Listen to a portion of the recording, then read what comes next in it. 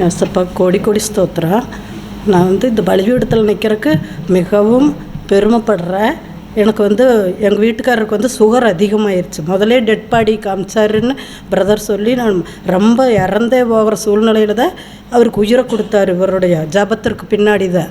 அப்புறம் நான் இந்த கையில் 2 ஊசி 8.1 7.1 போட்டுகிட்டே இருக்கணும். அவராக கையை அரிப்பு தாங்க முடியாது, நான் ஊசி போட மாட்டேன் அப்படின்னு அவராக நிறுத்திட்டார். டாக்டர் ஊசி நிறுத்துறா கோமாக்கு போயிடுவீங்க அப்படின்னு சொல்லியிருந்தார். ஆனால் அவர் நான் நீ போட மாட்டேன் அப்படின்ட்டார். அப்புறம் என்ன செய்கிறதுனே தெரியாது. டாக்டர்கிட்ட போகவே இல்லை. அப்புறம் பிரதர் கூப்பிட்டு சொன்னேன், 1 லிட்டர் தண்ணி எடுத்துக்கங்க சிஸ்டர் அப்படின்னாங்க.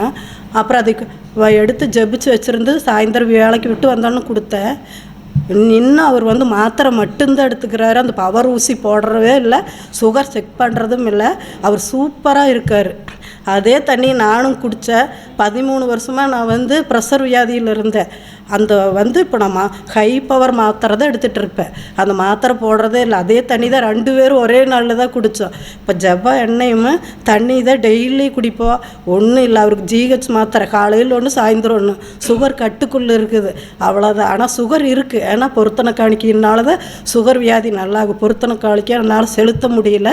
அது எனக்கு பணம் பொருளாதாரம் வரும்போது செலுத்தி தீர்த்துக்குவோம். இன்னும் நிறைய சாட்சி. அப்புறம் என் பிள்ளை 2 மாதத்துக்கு முன்னே கூட்டிகிட்டு இது 3வது தடவை கடவுள் கிருபை செஞ்சுருக்கிறார். பைபிள் மேலே கை வையுமான்னார். வச்சு ஜபிச்சுன்னாரு, நீ ஒரு மாவட்டத்தையே ஆளுவ அப்படின்னு ஆவியானவர் சொல்கிறார் அப்படின்னாரு. அப்புறம் என்னாரு அந்த கையை எடுத்துகிட்டு போகும்போது தமாசா தான் சொன்னார், கையில் காப்பு பண்ணி போடுங்க அப்படின்னு. அப்புறம் அந்த காப்பு எப்படி வந்ததுன்னா, எங்களுக்கு இப்போ காப்பு செய்யக்கூடிய ஒரு பொருளாதாரமே இல்லை.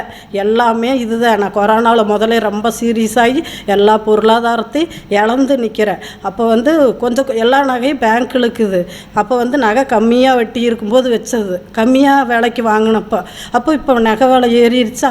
அப்போ வருஷ கடைசியில் வட்டி கட்ட வேண்டிய சூழ்நிலை அதிலிருந்தே கொஞ்சம் சின்ன சின்ன நகை திருப்ப வேண்டியதாக இருந்து. எப்பவுமே எதுவுமே கேட்காத புள்ள எனக்கு ஒரு வளையல் செஞ்சு கொடு அப்படின்னுச்சு.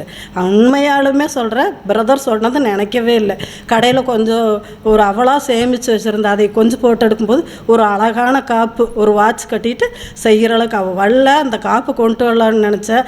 சரி, அங்கே கொண்டு வந்தால் தொலை தூரத்தில் கொண்டாடுவது நான் போடவும் மாட்டேன், காணாமல் போயிருன்ட்டு அது வீட்டில் இருக்குது. தேவனுடைய மனுஷன் சொல்கிற ஒவ்வொரு வார்த்தையும் அவரால் வருது. அதனால் இந்த ஊழியம் கிடச்சது எனக்கு ஒரு கொள்ளை பொருள். பிரதரு சிஸ்டரு அது எனக்கு மட்டும் நான் சொல்கிறேன். ஏன்னா மற்றவங்க கேள்வி கேட்டால் எனக்கு பதில் சொல்ல தெரியாது. அது வேறு மாதிரி எடுத்துக்கூடாது. பிரதருக்கு சிஸ்டருக்கு ரொம்ப தேங்க்ஸ். இந்த ஊழியத்துக்கு ரொம்ப கடமைப்பட்டிருக்கிறேன். ரொம்ப நன்றி. கர்த்தருக்கு ஸ்தோத்திரம்.